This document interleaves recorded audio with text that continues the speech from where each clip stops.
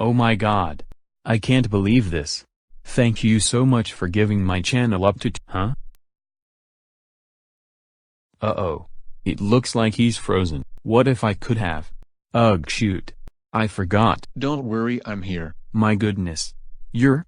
Well, I'm similar to Iggy Koopa, but I have fire powers, and I'm red. I'm Fire Iggy Koopa. Whoa.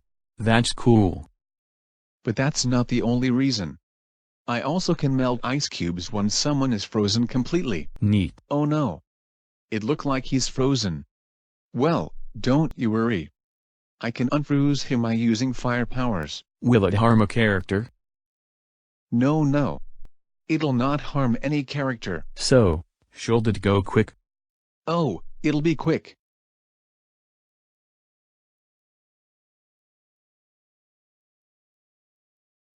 There. Thank you as much for unfreezing me. No problem. My gosh. A duplicated version of me? Not any kind of duplicates. There. Elemental versions of you. This is Fire Iggy Koopa, and right behind him, it's, As you can see, I'm multicolored. Because of my body is rainbow, I'm Rainbow Iggy Koopa. oh yeah. This is Rainbow Iggy Koopa. Okay. That's new. But thanks for. Ouch. Whoa, ouch. Well, I think he wanted to say is. No. I handle this. Thank you so much for 2,000 subscribers. He really appreciated it to get Jacob Harrington that many subscribers. I hope he'll get 2,500 or 3,000. And also due to the fact that YouTube have some massive changes coming. Yeah? Wait, what? Uh-oh, guys. Something's happening on YouTube. On the 10th of December 2019, they are updating their terms of service on YouTube. Why? In January, YouTube is making sweeping changes to its platform thanks to the FTC's rules on privacy and children online.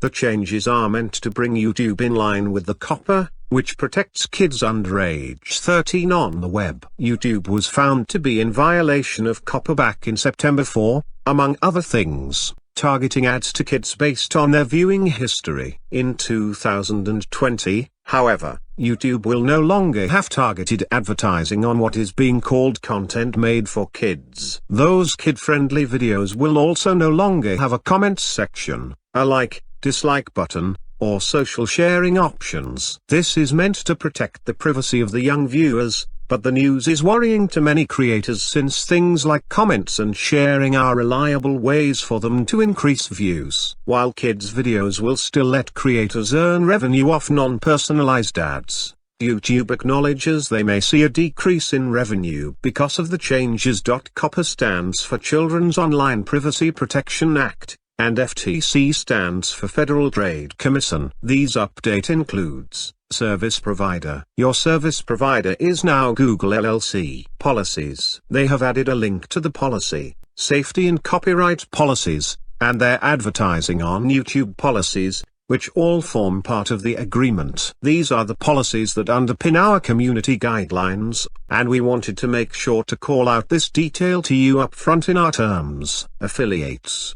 They want to ensure you understand exactly who we mean when we talk about our group companies. They've included a definition of our affiliates, meaning the companies in the Alphabet corporate group. Age requirements. They have stated the specific age requirements for your country, reflecting our Google-wide policies, and included a notice that, if you are a minor in your country, you must always have your parent or guardian's permission before using the service. Parental permission. They've added a section to explain your responsibility if you allow your child to use YouTube. Businesses. Our terms now make clear that, if you are using the service on behalf of a company or organization, that business accepts this agreement. Google accounts and YouTube channels. They've provided details about which features of the service can be accessed without a Google account or YouTube channel, and which features require one. Your information. They haven't made any changes to the way we treat your information. You can read about our privacy practices by reviewing the privacy policy and YouTube Kids privacy notice. As a reminder, You can always review your privacy settings and manage your data and personalization by visiting your Google account. Restrictions. They have updated this section to reflect our requirements around contests, and to include a prohibition on manipulating metrics. Service changes. They have improved our terms to be more transparent about why we might need to make changes to the service, and provided a commitment to give you notice when those changes might affect you.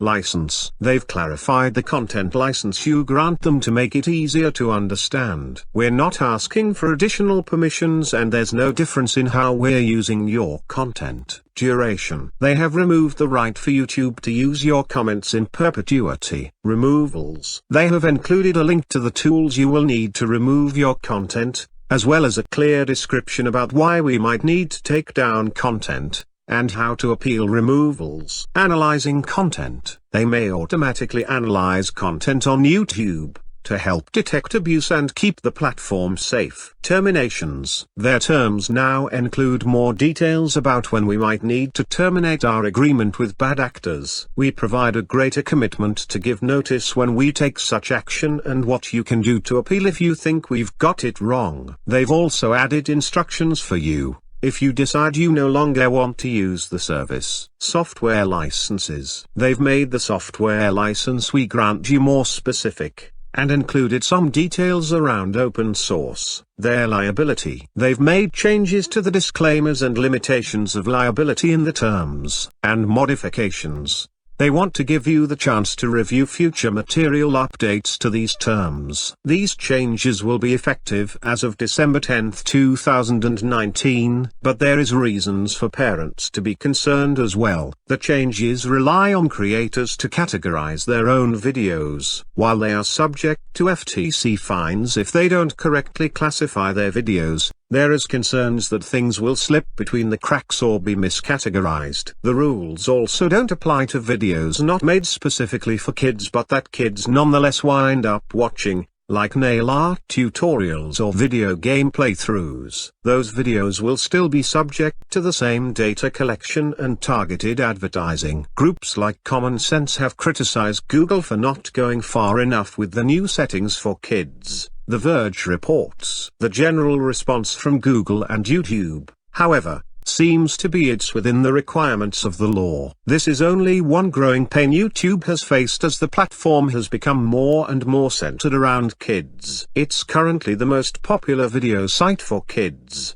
beating out Netflix and other competitors. While Netflix and other streaming platforms are not above criticism, it's hard to imagine something like the Momo Challenge hysteria happening on one of their kids' shows. The more rough and ready, DIY aspect of YouTube can yield weird and wonderful things, but also sometimes disturbing and unsafe ones as well. Kids are also increasingly becoming the money makers on YouTube as well, but without the child labor law protections that their counterparts get in Hollywood. YouTube still has a long way to go before it becomes a safe place for kids, and, at least for now, neither the government nor Google seems willing to make those changes. This won't be easy for some creators, but we believe that these are important steps to improve data practices on content made for kids on YouTube.com. At a high level, content that is made for kids has an emphasis on children or children's characters, popular children's programming or animated characters, play acting, or stories using children's toys. Child protagonists engaging in common natural play patterns such as play acting and or imaginative play, popular children's songs, stories or poems. It's thought that they need to consider your applicable legal obligations when evaluating whether your content may be made for kids, including how the age of a child is defined in your country. Are you ready? This is going to be some massive changes on YouTube. 2,000 subscribers.